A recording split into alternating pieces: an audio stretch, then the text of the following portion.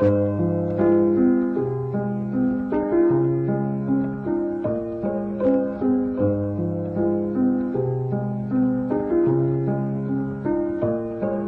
the summer of 1916, a boy stepped onto the breathtaking slopes of Yosemite Valley. He had in his hand a present from his father, a Kodak #1 box Browning camera. As he stood there gazing up at the enormous cliffs, he began taking pictures. He wanted to record the enormity of what he saw, and from that day would spend the rest of his life trying to capture on film the majestic grandeur of the American continent and the sublime and humbling exaltation of wilderness. His name was Ansel Adams.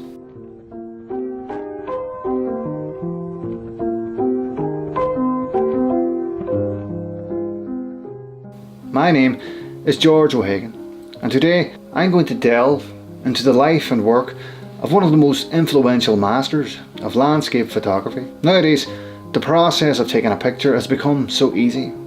With the introduction of the image sensor, high quality pictures can now be taken and even processed on the spot. But it wasn't always as easy as this. For the early pioneers of image capture, the process was hard. It took time, patience, and a great deal of thinking. Some photographers could argue that landscape photography is the easiest genre in photography, and some would argue that it's also the most complex. Ansel Adams said that landscape photography is a supreme test of a photographer, but it's also a supreme disappointment.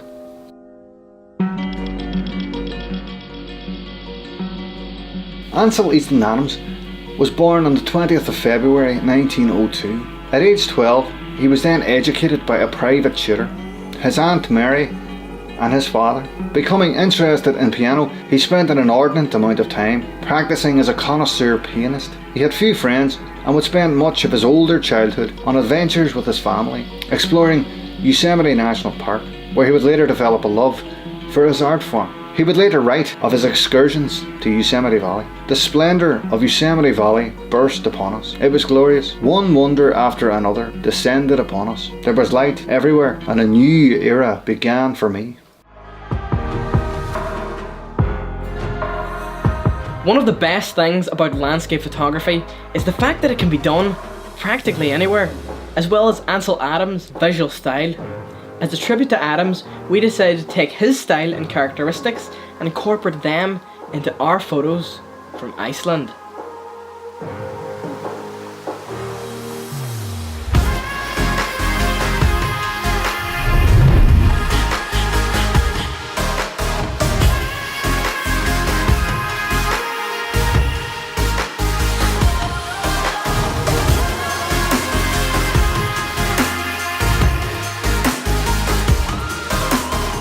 Iceland is one of the most spectacular islands in the world. This is because the island is being ripped apart by the North American and Eurasian tectonic plates. This geographical position on a divergent boundary means the island has to put up with some slight seismic activity. This activity also produces some spectacular mountain ranges.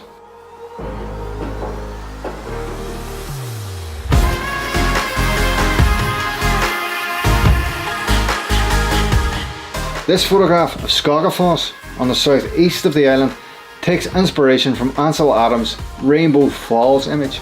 I adapted the same considerations in terms of tonal balance. The photo was taken in colour and then later converted to black and white. Whenever you're there, in the moment, gazing up at something so magnificent, like a waterfall or gigantic mountains, it makes you feel so small. But in this sense, feeling small isn't a bad thing, it's a sublime thing. And when you look at one of Ansel Adams' photographs, you can clearly see the photographer is tiny. The detail in his photographs, from the shadows, the sun shining through the mountains, and the eye. The camera is such a small part, but it's not an insignificant part. I think it's probably what gives the whole thing meaning.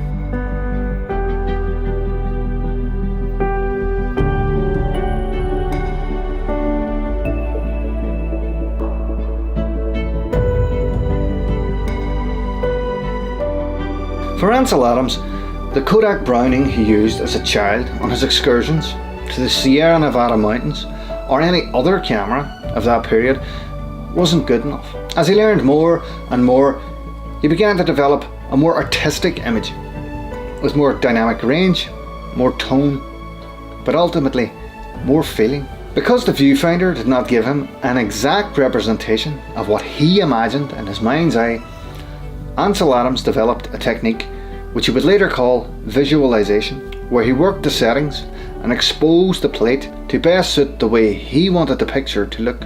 When you see the photograph, and as Stiglitz had said that when someone asked him about creative photography, what is creative photograph? He said, I merely go out into the world, I want to make a photograph, I come across something that excites me, I see the picture in my mind's eye, and I make the photograph, and then I give it to you as the equivalent of what I saw and felt. The whole key lies very specifically in seeing it in the mind's eye, which we call visualization.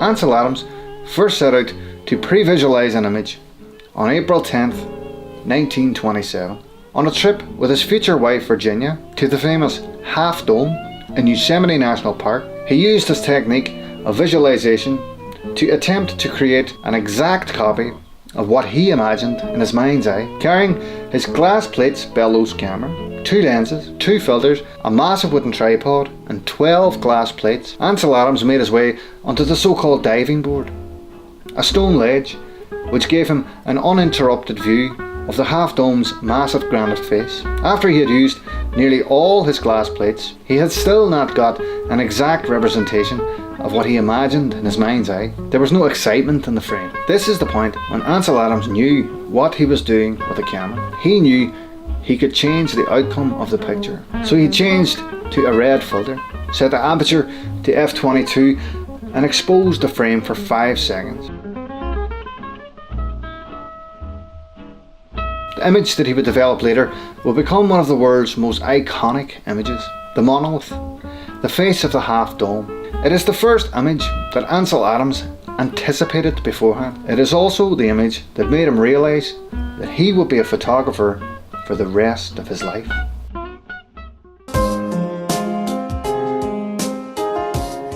Whenever I take a photograph, I can often imagine what it's going to look like before I press the shutter. But because I use a digital camera, that whole thought of visualization tends to fall apart, as I can take as many shots as I want until I get it right. I think because Ansel Adams was restricted to his medium, whether it be film or glass plates, he really had to think about every single shot, and after doing this over time, he seemed to develop a technique and a deep understanding of our abysmal primal facets, allowing him to create some of the most memorable depictions of landscapes of all time.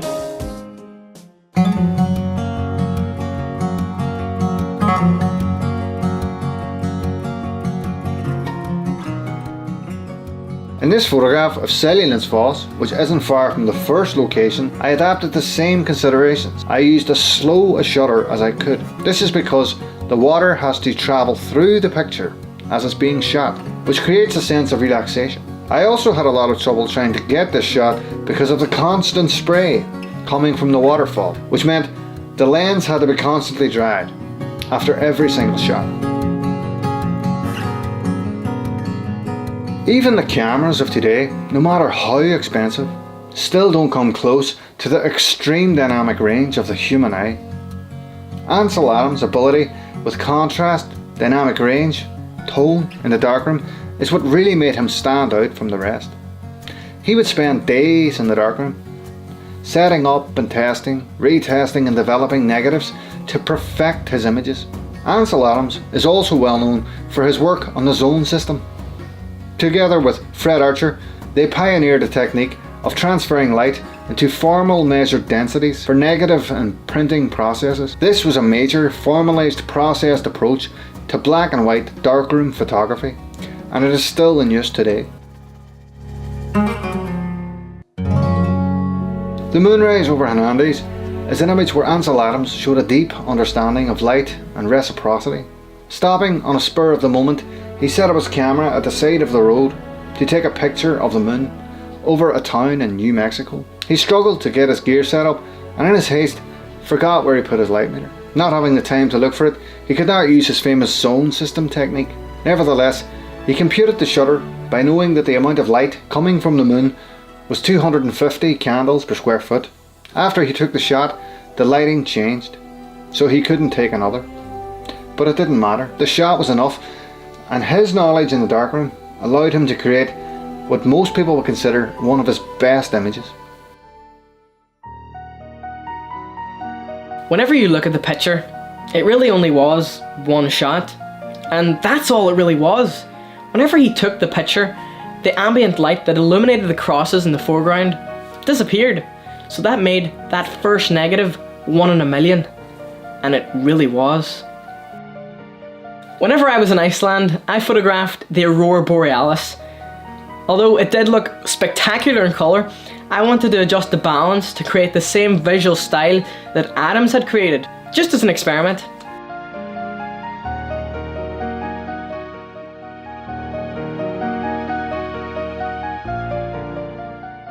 So what have we learned from Ansel Adams? His techniques with visualization, his use of the zone system, or even how he used filters? We wanted to apply Ansel Adams' characteristics in some 21st century photography. Here's some images we took in Ireland with a drone.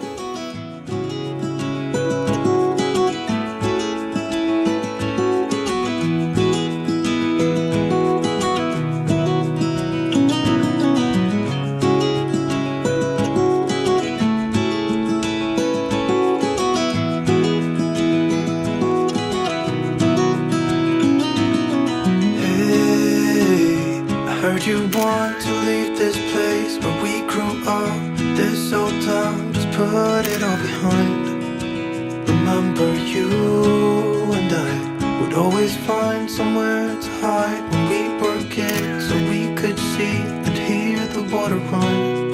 The river's gonna cry when you're gone.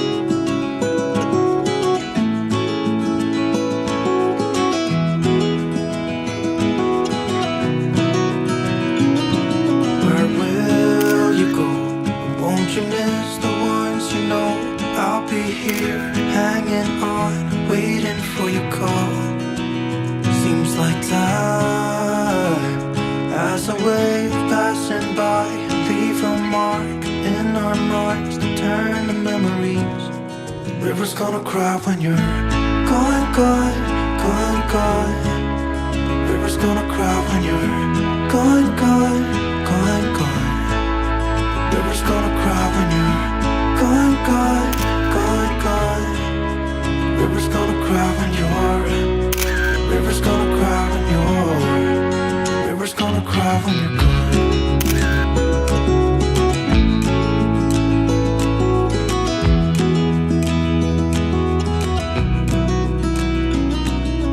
Hey, I was hoping you would stay.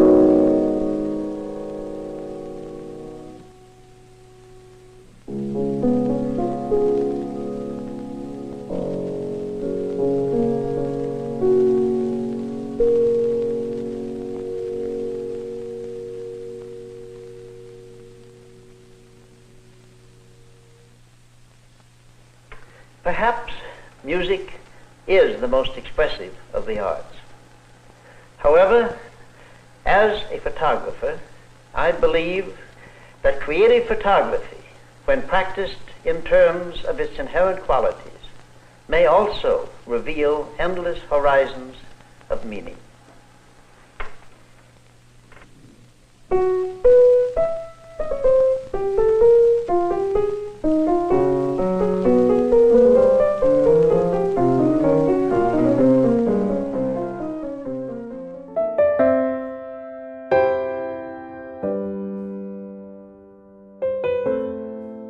Ansel Adams leaves behind him a massive legacy. He spent most of his life ensuring that photography would find its place among the art forms. The opposing pictorialists at the time found their inspiration from existing art, such as paintings. But what Ansel Adams done was create a brand new genre for a brand new artist, all the while promoting the protection of some of the world's most vulnerable landscapes, like Yosemite National Park. Nowadays, everyone has a camera, but who really visualises before they take a shot? Who would hike for a day to reach the perfect spot? So the next time you look at one of Ansel Adams' photographs, remember, our photographic world is the one he gave us.